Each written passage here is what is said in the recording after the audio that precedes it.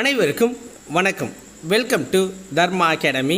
இந்த வீடியோவில் நம்ம பார்க்க போகிறது இதுவரைக்கும் தமிழகத்தில் எத்தனை சட்டமன்ற தேர்தல்கள் நடந்திருக்கு, அதில் வெற்றி பெற்று முதல்வராக பொறுப்பேற்றது யார், அவங்களுக்கு பதவி பிரமாணம் செஞ்சு வச்ச ஆளுநர்கள் யார், தேர்தல் நடந்த தேதிகள் மற்றும் முதல்வர்களோட பதவி காலங்களை நம்ம பார்க்க போகிறோம். ஓகேங்களா? அதனால் இந்த வீடியோவை முழுமையாக பாருங்கள். முதல் பொது தேர்தலிருந்து கரண்ட்டாக நடந்த 2021 நடந்த தேர்தல் வரைக்கும் நம்ம கொடுத்துருக்கோம்.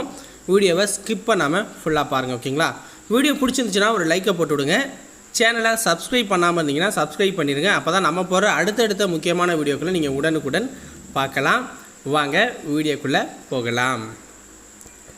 முதல் பொது தேர்தல் அப்படிங்கிறது 1952 நடந்துச்சு. ஓகேங்களா? இந்தியாவுக்கு நாடாளுமன்ற தேர்தலும் 52 தான் நடந்துச்சு. தமிழகத்தில் சட்டமன்ற தேர்தலும் 52 காலகட்டங்களில் நடந்துச்சு. ஓகேங்களா?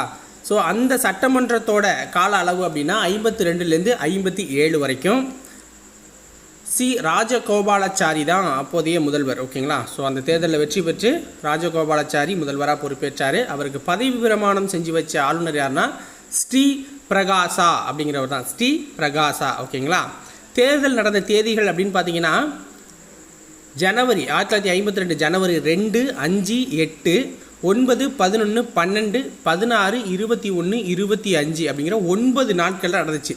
ஸோ தமிழக சட்டமன்ற தேர்தல்களே அதிக நாள் நடந்த தேர்தல் அப்படின்னா இதை முதல் பொது தேர்தலில் சொல்லலாம். அப்போ மொத்தமாக 375 தொகுதிகள் இருந்திருக்கு. 375 தொகுதிகள் இருந்திருக்கு. ராஜகோபாலாச்சாரியோட பதவி காலம் அப்படின்னா 10 ஏப்ரல் 1952 ஸ்டார்ட் ஆகி 13 ஏப்ரல் 1954 முடியுது. ஓகேங்களா? குலக்கல்வியை கொண்டு வந்ததால் ஸோ ராஜினாமா பண்ண வேண்டிய சூழலில் ராஜினாமா பண்ணிவிட்டு போயிடுறாரு. அதுக்கப்புறம் பார்த்தீங்க அப்படின்னா காமராஜர் முதல்வராக பொறுப்பேற்கிறார். ஓகேங்களா? முதல் சட்டமன்ற அந்த கால அளவிலேயே காமராஜர் முதல்வராக பொறுப்பேற்கிறாரு. அவருக்கு பதவி பிரமாணம் செஞ்சு வச்சதும் ஸ்ரீ பிரகாசா அப்படிங்கிற ஆளுநர் தான். காமராஜர் அவர்களுடைய பதவி காலம் அப்படின்னா 13 ஏப்ரல் 1954 ஸ்டார்ட் ஆகி 31 மார்ச் 1957 முடியுது. ஓகேங்களா? அடுத்தது இரண்டாவது சட்டமன்ற தேர்தல் அப்படிங்கிறது தமிழகத்தில் நடக்குது. அதனுடைய கால அளவு அப்படின்னா 1957லேருந்து 1962 வரைக்கும் இருக்குது. ஸோ இந்த தேர்தலில் காமராஜர் அவர்கள் வெற்றி பெற்று முதல்வராக பொறுப்பேற்கிறாரு. அப்போ ஆளுநராக இருந்தவர் யாருன்னா ஏஜே ஆனா பரம்பில் அப்படிங்கிறவங்க ஆளுநராக இருந்து பதவி பிரமாணம் செஞ்சு வைக்கிறாங்க. இந்த தேர்தல் அப்படிங்கிறது உங்களுக்கு 5 நாட்கள் நடக்கும். 1957 மார்ச் மாதத்தில் நடந்துச்சு. 1ஆம் தேதி, 4ஆம் தேதி, 6ஆம் தேதி, 8ஆம் தேதி, 11ஆம் தேதி அப்படிங்கிற கால அளவில் நடந்துச்சு. இப்போ 205 தொகுதியாக குறைச்சிருந்தாங்க. 205 தொகுதியாக குறைச்சிருந்தாங்க. காமராஜருடைய பதவி காலம் அப்படின்னா 13 ஏப்ரல் 1957லேருந்து 1 மார்ச் 1962 வரைக்கும் அந்த சட்டமன்ற தேர்தலில் அவருடைய பதவி காலமாக இருந்துச்சு. அடுத்த சட்டமன்ற தேர்தல் அப்படிங்கிறது பார்த்திங்கன்னா 1962 அதோடைய கால அளவு 62லேருந்து 67 வரைக்கும் இருந்துச்சு. ஸோ இந்த தேர்தலையுமே காமராஜர் கட்சி தான், அதாவது காங்கிரஸ் வெற்றி பெற்று காமராஜர் முதல்வராக பொறுப்பேற்கிறாரு. இப்போ ஆளுநராக இருக்கிறவர் யாருன்னா விஷ்ணுராம் மேதி அப்படிங்கிறவர் தான் ஆளுநராக இருக்கிறாரு. இந்த தேர்தல் நடந்தது அப்படின்னு பார்த்தீங்கன்னா 4 நாட்கள் நடக்குது. 1962 பிப்ரவரியில் 17, 19, 21, 24 அப்படிங்கிற 4 நாட்கள் நடைபெற்றுச்சு. இப்போ 206 தொகுதிகள் இருந்துச்சு. ஓகேங்களா? காமராஜருடைய பதவி காலம் அப்படிங்கிறது 15 மார்ச் 1962லேருந்து 2 அக்டோபர் 1963 வரைக்கும் இருந்துச்சு. ஓகேங்களா? இப்போ தான் கேஸ் ஸ்கீமை கொண்டு வந்துட்டு பதவியை ராஜினாமா பண்ணிவிட்டு அடுத்த ஆளுக்கு சான்ஸை கொடுக்குறாரு. ஓகேங்களா? கேஸ் ஸ்கீம்னா முதியவர்கள்லாம் வெளில போகணும், இளையவர்கள் உள்ளே வரணும் அப்படிங்கிறது தான். அதாவது முதியவர்கள் கட்சி பொறுப்புக்கு போகணும், இளையவர்கள் ஆட்சி பொறுப்புக்கு வரணும் அப்படிங்கிறது தான் அதோட கேஸ் ஸ்கீம் அப்படின்னு சொல்லுவாங்க. ஸோ இதில் தொடர்ச்சியாக ஆட்சி பண்ணது அதிக நாள் தமிழகத்தில் அப்படின்னா காமராஜர் தான். 3432 நாட்கள் தொடர்ச்சியாக ஆட்சி பண்ணியிருக்காரு. ஸோ எம்ஜிஆரும் தொடர்ச்சியாக ஆட்சி பண்ணவர் தான். பட் இடையில குடியரசுத் தலைவர் ஆட்சி வரும். ஓகேங்களா? ஸோ அதனால் அது விடுபட்டது அப்படிங்கிற ஒரு கணக்கு வச்சுக்கலாம். அப்படி இல்லைனா எம்ஜிஆர் தான் ஃபஸ்ட்டு இருப்பார் தொடர்ச்சியாக ஆட்சி பண்ணது. ஓகேங்களா? ஸோ அது என்னென்னங்கிறதையும் கீழே பார்க்கலாம். அடுத்தது இப்போ காமராஜர் கேஸ் ஸ்கீமால் வெளில போயிட்டார். ஓகேங்களா? ஸோ அதுக்கப்புறம் எம் பக்தவச்சலம் அப்படிங்கிறவர் முதல்வராக பொறுப்பேற்கிறாரு. அப்பையும் ஆளுநராக இருந்தவர் விஷ்ணுராம் மேதி தான், விஷ்ணுராம் மேதி அவர்கள். ஸோ அடுத்தது அவருடைய பதவிக்காலம் அப்படின்னா 2 அக்டோபர் 1963 28 பிப்ரவரி 1967 வரைக்கும் இருந்திருக்கு. அடுத்த சட்டமன்ற தேர்தலோட கால அளவு அப்படின்னா 67 71 வரைக்கும், 1967 71 வரைக்கும். ஸோ இந்த தேர்தல் தான் திமுக முதல் முறையாக வெற்றி பெறுது. CN அண்ணாதுரை அவர்கள் முதல்வராக பொறுப்பேற்கிறார். இவருக்கு முதல்வராக பதவி பிரமாணம் செஞ்சு வைக்கிறவர் யாருன்னா சர்தார் உஜ்ஜல் சிங் அப்படிங்கிறது தான், சர்தார் உஜ்ஜல் சிங். ஓகேங்களா. இந்த தேர்தல் 3 நாட்கள் நடக்குது. 1967 பிப்ரவரி 5, 6, 21 இந்த தேதிகளில் நடக்குது. ஸோ இப்போ தான் பார்த்தீங்க அப்படின்னா 234 தொகுதியாக நம்ம வந்து வரையறை செய்யப்படுறோம். ஸோ அதுலேருந்து இன்ன வரைக்குமே 234 தொகுதிகள் தான் இருக்குது. ஓகேங்களா. அண்ணாதுரையோட பதவி காலம் அப்படிங்கிறது 6 மார்ச் 1967 3 பிப்ரவரி 1969 வரைக்கும் தான் இருந்துச்சு. அப்போ இறந்துட்டார். ஓகேங்களா. ஸோ அதுக்கப்புறம் நெடுஞ்செழியன் அவர்கள் வந்து முதல்வராக பொறுப்பேற்கிறாரு. அவருக்கு பதவி பிரமாணம் செஞ்சு வச்சவரும் சர்தார் உஜ்ஜல் சிங் தான், சர்தார் உஜ்ஜல் சிங். நெடுஞ்செழியனோட பதவி காலம் அப்படின்னா 4 பிப்ரவரி 1969 9 பிப்ரவரி 1969 வரைக்கும் இருந்திருக்கிறாரு. அதுக்கப்புறம் தான் பார்த்தீங்க அப்படின்னா கருணாநிதி அவர்கள் வராரு. கருணாநிதி அவர்கள் வராரு. ஸோ கருணாநிதி அவர்கள் தான் தமிழகத்திலேயே அதிக நாட்கள் ஆட்சி பண்ணவர். அதாவது 6930 நாட்கள் ஆட்சி பண்ணியிருக்காரு. தொடர்ச்சியாக 2545 நாட்கள் ஆட்சி பண்ணியிருக்காரு. ஓகேங்களா. ஸோ இது வந்து அவ்வளோதான். ஸோ இவருக்கு பதவி பிரமாணம் செஞ்சு வச்சதும் சர்தார் உஜ்ஜல் சிங் தான். கருணாநிதியோட ஆட்சி காலம் வந்து 10 பிப்ரவரி 1969 5 ஜனவரி 1971 வரைக்கும். ஸோ அதுக்கப்புறம் பார்த்தீங்க அப்படின்னா உள்ளே வந்த உடனே ஊழல் பண்ணிட்டார். ஓகேங்களா. ஜெயலலிதாவும் ஃபஸ்ட் டைம் சிஎம்மாக இருக்கும்போது ஊழல் பண்ணி தான் பதவி போச்சு. அதே மாதிரி கருணாநிதியோட ஃபஸ்ட் டைம்லையும் பார்த்தீங்கன்னா ஊழல் பண்ணார். சர்க்காரியா கமிஷன் நீங்கள் கேள்விப்பட்டிருப்பீங்க. ஸோ அந்த அறிக்கையின்படி இவருடைய கருணாநிதியோட ஆட்சி கலைக்கப்பட்டு குடியரசுத் தலைவர் ஆட்சி அமல்படுத்தப்படுது. ஸோ அப்போதைய ஆளுநர் யாருன்னா வி.வி. கிரி. ஓகேங்களா. வி.வி. கிரி.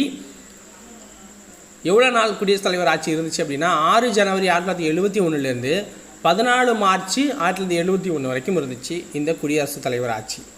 அதுக்கப்புறம் அடுத்த சட்டமன்ற தேர்தல் அப்படிங்கிறது 1971 76 அதனுடைய கால அளவு. ஸோ இந்த தேர்தலில் வெற்றி பெற்று கருணாநிதி அவர்கள் முதல்வராக பொறுப்பேற்கிறாரு. இப்போ ஆளுநராக இருந்தவர் யார் அப்படின்னு பார்த்தீங்கன்னா சர்தார் உஜ்ஜல் சிங் அப்படிங்கிறவர் தான் ஆளுநராக இருக்கிறாரு. பதவி பிரமாணம் செஞ்சு வைக்கிறாரு. இந்த தேர்தல் அப்படிங்கிறது 3 நாட்கள் நடக்குது. 1971 மார்ச் 1, 4, 7 இந்த 3 தினங்களில் நடக்குது. கருணாநிதியுடைய ஆட்சி காலம் அப்படிங்கிறது 15 மார்ச் 1971 31 ஜனவரி 1976 வரைக்கும் இருக்குது. ஓகேங்களா. அடுத்தது குடியரசுத் தலைவர் ஆட்சி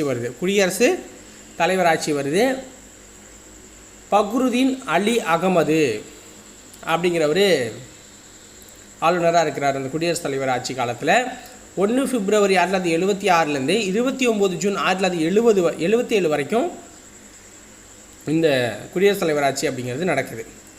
அடுத்த தேர்தல் அப்படிங்கிறது பார்த்திங்கன்னா 1977 to 80 நடந்த சட்டமன்ற தேர்தல். ஓகேங்களா. 1977 80. ஸோ அந்த 3 ஆண்டுகளுக்கான ஒரு சட்டமன்ற தேர்தல். ஓகேங்களா. இதில் தான் முதல் முறையாக எம்ஜி ராமச்சந்திரன் அதாவது எம்ஜிஆர் அப்படிங்கிறவர் தேர்ந்தெடுக்கப்படுறார். இவர் வந்து 3715 நாட்கள் தமிழகத்தை ஆட்சி செஞ்சுருக்காரு. தொடர்ச்சியாக 2753 நாட்கள் வந்து தொடர்ச்சியாக ஆட்சி பண்ணியிருக்கார். ஸோ இவர் முதல்வராக பொறுப்பேற்கும் போது பிரபுதாஸ் பட்வாரி அப்படிங்கிற ஆளுநர் தான் பதவி பிரமாணம் செஞ்சு வச்சுருக்காரு. இந்த தேர்தல் அப்படிங்கிறது 1977 ஜூன் 12, 14 2 தினங்களில் நடக்குது. எம்ஜிஆரோட ஆட்சி காலம் அப்படின்னா 30 ஜூன் 1977 அதுலேருந்து 17 பிப்ரவரி 1980 வரைக்கும் இருக்குது. ஸோ அடுத்தது குடியரசுத் தலைவர் ஆட்சி. இதுவும் ஒரு ஊழல் காரணமாக தான் குடியரசுத் தலைவர் ஆட்சி வருது. நீலம் சஞ்சீவ ரெட்டி அப்படிங்கிறவர் தான் அப்போதைய ஆளுநர். அவர் தான் பரிந்துரை செய்கிறார். ஓகேங்களா. எவ்வளோ நாள் அந்த குடியரசுத் தலைவர் ஆட்சி இருக்குது அப்படின்னா 18 பிப்ரவரி 1980 8 ஜூன் 1980 வரைக்கும் அந்த குடியரசுத் தலைவர் ஆட்சி அப்படிங்கிறது இருக்குது. அதுக்கப்புறம் ஒரு தேர்தல் நடக்குது 1980 84. ஓகேங்களா. ஸோ இதுலேயும் வெற்றி பெற்றவர் யாருன்னா எம்ஜிஆர் அவர்கள் தான். அப்போதைய ஆளுநர் யாருன்னா பிரபுதாஸ் பட்வாரி அவர்கள் தான். 1980 மே 20, 31 இந்த 2 தினங்களில் தேர்தல் நடக்குது. எம்ஜிஆரோட பதவி காலம் 1980, அதாவது ஜூன் 9, 1980லேருந்து 15 நவம்பர் 1984 வரைக்கும் இவருடைய ஆட்சி காலம். அதுக்கப்புறம் பார்த்திங்க அப்படின்னா நெடுஞ்செழியன், ஏன்னா எம்ஜிஆர் இறக்கலை. அதுக்கப்புறம் நெடுஞ்செழியன் ஒரு கேஸால் வெளில இருக்காருன்னு வச்சுக்கோங்க, ஒரு சின்னதால், ஓகேங்களா. ஸோ நெடுஞ்செழியன் முதல்வர் ஆகிறார். சுந்தர்லால் குரானா அப்படிங்கிறவர் அப்போதைய ஆளுநர். இவருடைய பதவி காலம் 16 நவம்பர் 1984லேருந்து 9 பிப்ரவரி 1985 வரைக்கும் இருந்துச்சு நெடுஞ்செழியனோடது. அதுக்கப்புறம் தேர்தல் நடக்குது 85 to 86 அப்படிங்கிற காலம். ஸோ இதில் எம்ஜி ராமச்சந்திரன் முதல்வராக இருக்கிறாரு. ஸோ இதோட ஆளுநர் யார் அப்படின்னு பார்த்தீங்கன்னா சுந்தர்லால் குரானா அப்படிங்கிறவர் தான். 1984 டிசம்பர் 24 இந்த தேர்தல் நடக்குது. 10 பிப்ரவரி 1985லேருந்து 24 டிசம்பர் 1987 வரைக்கும் எம்ஜி ராமச்சந்திரனோட பதவி காலம், ஓகேங்களா. அதுக்கப்புறம் அவர் இறந்து போகிறாரு. அடுத்தது நெடுஞ்செழியன் முதல்வராக பொறுப்பேற்கிறார் இறந்ததுக்கப்புறம். அப்போதைய ஆளுநரும் சுந்தர்லால் குரானா அவர்கள் தான். அவருடைய பதவி காலம் அப்படின்னா 25 டிசம்பர் 1987லேருந்து 6 ஜனவரி 1988 வரைக்கும் இருந்தாங்க. அதுக்கப்புறம் விஎன் ஜானகி அவர்கள் இருந்தாங்க. ஸோ விஎன் ஜானகியோட பதவி காலம் அப்படின்னு பார்த்தீங்கன்னா 7 ஜனவரி 1988லேருந்து 30 ஜனவரி 1988 வரைக்கும் இருக்கிறாங்க, ஓகேங்களா. அப்போதைய ஆளுநர் யாருன்னா சுந்தர்லால் குரானா. ஸோ இவருடைய பரிந்துரையின் பேரில், அதாவது மெஜாரிட்டி இல்லை அப்படிங்கிற ஒரு காரணத்தால் குடியரசுத் தலைவர் ஆட்சி தமிழகத்தில் கொண்டு வருவது நிறைய குழப்பங்கள் இருந்ததால். ஸோ அப்போதைய பிரதமர் யாருன்னா ராஜீவ் காந்தி. இதுக்கு முன்னாடி நடந்த 2 குடியரசுத் தலைவர் ஆட்சி வருவாங்களா, அது இந்திரா காந்தி, ஓகேங்களா. ஸோ இப்போ வெங்கட்ராமன் பரிந்துரையின் பேரில் குடியரசுத் தலைவர் ஆட்சியை கொண்டு வராங்க. அது எவ்வளோ நாள் இருக்குது அப்படின்னா 31 ஜனவரி 1988லேருந்து 26 ஜனவரி 1989 வரைக்கும் இருக்குது. அதுக்கப்புறம் ஒரு தேர்தல் நடக்குது, அதுதான் 1989 to 91 அந்த சட்டமன்றத்தோட கால அளவு. ஸோ இதில் கருணாநிதி வெற்றி பெற்று தலைவராகிறார், ஓகேங்களா, அதாவது முதல்வராகிறார். அப்போதைய ஆளுநர் யாருன்னா பிசி அலெக்சாண்டர். 1989 ஜனவரி 21 தேர்தல் நடக்குது.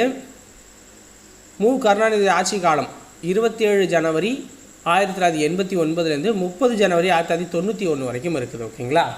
அதுக்கப்புறம் எல்டிடி விடுதலை புலிகள் இருக்குல்ல, அவங்களுக்கு ஆதரவாக இருக்கிறாங்கன்னு சொல்லிட்டு குடியரசுத் தலைவர் ஆட்சியை கொண்டு வராங்க. அதாவது ஆட்சியை கலைச்சி விட்டு குடியரசுத் தலைவர் ஆட்சியை கொண்டு வராங்க. இதை பரிந்துரைச்சது யாருன்னா வெங்கட்ராமன் அப்படிங்கிற ஆளுநர் தான். இந்த குடியரசுத் தலைவர் ஆட்சி 31 ஜனவரி 1991லேருந்து 23 ஜூன் 1991 வரைக்கும் வந்துச்சு. அடுத்து பாருங்கள், அடுத்த சட்டமன்ற தேர்தல் 1991 to 96 வரைக்கும் அதனுடைய பதவி காலம். இதில் வெற்றி பெற்று ஜெயலலிதா அவர்கள் முதல்வராக பொறுப்பேற்கிறாங்க. ஸோ இவங்களுடைய மொத்த ஆட்சி காலம் அப்படின்னா 5234 நாட்கள் தமிழகத்தை ஆட்சி பண்ணியிருக்காங்க. இவங்களுக்கு பதவி பிரமாணம் செஞ்சு வச்சது யாருன்னா பீஷ்ம நாராயண் சிங். தேர்தல் நடந்த தேதி 1991 ஜூன் 16 தேர்தல் நடக்குது. இவங்களுடைய பதவி காலம் 24 ஜூன் 1991லேருந்து 12 மே 1996 வரைக்கும் இவங்களுடைய பதவி காலம். அதுக்கு அடுத்த தேர்தல் 1996 to 2001 தான் அதனுடைய கால அளவு. இதில் வெற்றி பெற்றவர் கருணாநிதி அவர்கள். அப்போதைய ஆளுநர் யாருன்னா மாரி சன்னா ரெட்டி தான் பதவி பிரமாணம் செஞ்சு வைக்கிறார். தேர்தல் நடந்த தேதி 1966 ஏப்ரல் 27, அடுத்தது மே 2 நடந்துச்சு. கருணாநிதியுடைய ஆட்சி காலம் 13 மே 1996லேருந்து 13 மே 2001 வரைக்கும் அவருடைய ஆட்சி காலம். அடுத்த தேர்தல் 2001 to 2006 இதோட அந்த சட்டமன்றத்தோட கால அளவு. மே 10 தேர்தல் நடக்குது 2001. அப்போதைய ஆளுநர் யாருன்னா பாத்திமா பிவி அவர்கள். ஸோ வெற்றி பெற்று முதல்வரானவர் ஜெயலலிதா அவர்கள். ஸோ அவருடைய பதவி காலம் 14 மே 2001லேருந்து 21 செப்டம்பர் 2001 வரைக்கும் இருக்குது. ஸோ அவங்க அந்த டான்ஸி ஊழல்லாம் மாட்டி உள்ளே போனதுக்கப்புறம் பன்னீர்செல்வம் முதல்வராகிறார் முதல் முறையாக. அப்போதைய ஆளுநர் சக்கரவர்த்தி ரங்கராஜன். ஸோ இவர் பார்த்தீங்கன்னா 21 செப்டம்பர் 2001லேருந்து 1 மார்ச் 2002 வரைக்கும் பதவியில் இருக்கார். அதுக்கப்புறம் ராஜினாமா பண்ணுறாரு. மீண்டும் ஜெயலலிதா முதல்வராகிறாங்க. அப்போ ஆளுநர் யாருன்னா PS ராமமோகன் ராவ் அவர்கள். ஸோ இவங்களுடைய பதவி காலம் 2002லேருந்து 2006 வரைக்கும் அதுக்கப்புறம் இருக்குது. ஓகேங்களா. அடுத்தது 2006 to 2011 இந்த சட்டமன்றத்தில் வந்து பார்த்திங்க அப்படின்னா வெற்றி பெற்றது மு கருணாநிதி முதல்வராக இருக்கிறாரு. இவருக்கு பதவி பிரமாணம் செஞ்சு வச்சது சுர்ஜித் சிங் பர்னாலா அவர்கள். ஸோ இந்த தேர்தல் நடந்தது 2006 மே 8ஆம் தேதி. பதவி காலம்னா 13 மே 2006லேருந்து 15 மே 2011 வரைக்கும் இவருடைய ஆட்சி காலமாக இருந்துச்சு. ஸோ அடுத்தது பார்த்திங்கன்னா 2011 to 2016 நடந்த தேர்தலில் ஜெயலலிதா ஜெயிக்கிறாங்க. 2011 ஏப்ரல் 13 தேர்தல் நடக்குது. அப்போதைய ஆளுநர் யாருன்னா சுர்ஜித் சிங் பர்னாலா அவர்கள். ஸோ 16 மே 2011லேருந்து 27 செப்டம்பர் 2014 வரைக்கும் ஜெயலலிதா ஆட்சி பண்ணுறாங்க. அதுக்கப்புறம் ஊழல் வழக்கில் உள்ளே போகிறாங்க. பன்னீர்செல்வம் முதல்வராக ஆகிறாரு. ஓகேங்களா. ஸோ அப்போதைய ஆளுநர் யாருன்னா ரோசையா அவர்கள் 29 செப்டம்பர் 2014லேருந்து 22 மே 2015 வரைக்கும் இவருடைய ஆட்சி காலமாக இருக்குது.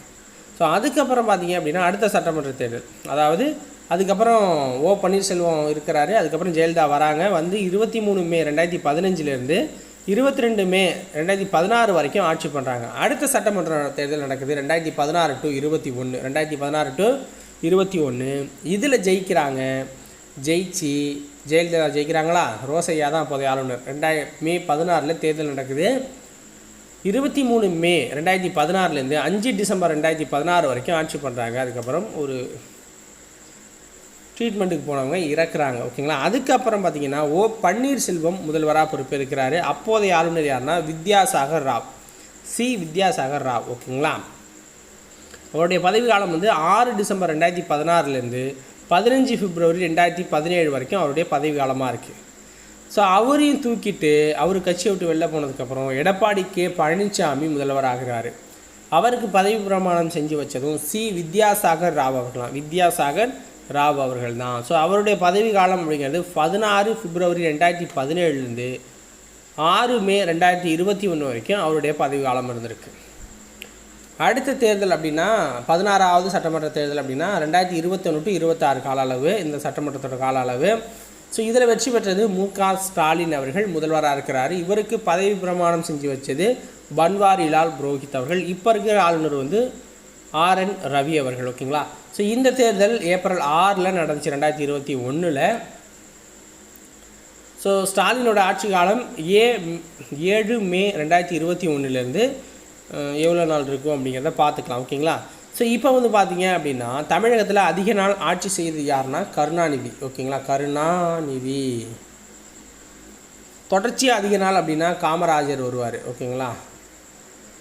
ஸோ தொடர்ச்சியாக அந்த குடியரசுத் தலைவர் ஆட்சியெல்லாம் சேர்க்காமல் தொடர்ச்சி அப்படின்னா எம்ஜிஆர் தான் வருவார். இல்லைன்னா நம்ம ஆளு காமராஜர் தான். ஓகேங்களா.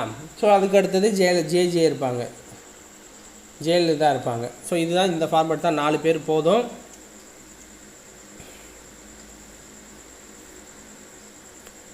ஸோ இதோட இந்த வீடியோ பதிவு முடியுது. உங்களுக்கு பிடிச்சிருந்தா ஒரு லைக்கை போட்டுவிட்டு சேனலை சப்ஸ்கிரைப் பண்ணி வச்சுக்கோங்க. நாளைக்கு வேறொரு வீடியோ பதிவில் உங்களுக்கு சந்திக்கிறேன். நன்றி, வணக்கம்.